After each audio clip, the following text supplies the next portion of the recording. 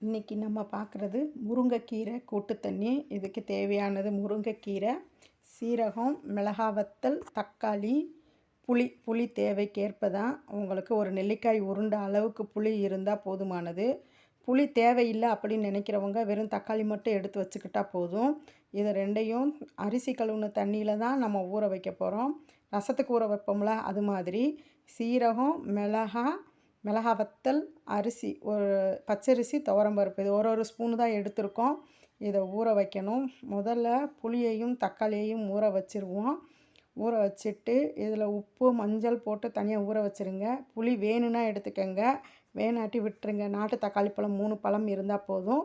இதை ஓரத்தில் வச்சுட்டு நம்ம கீரையை எடுத்து வச்சுட்டு, இப்போ இந்த பச்சரிசி 1 ஸ்பூனும் துவரம்பருப்பு 1 ஸ்பூனும் எடுத்து வச்சுருக்கோம்ல அரைக்கிறதுக்கு, இதை நல்லா 2 தடவை தண்ணி ஊற்றி கழுவிட்டு எடுத்து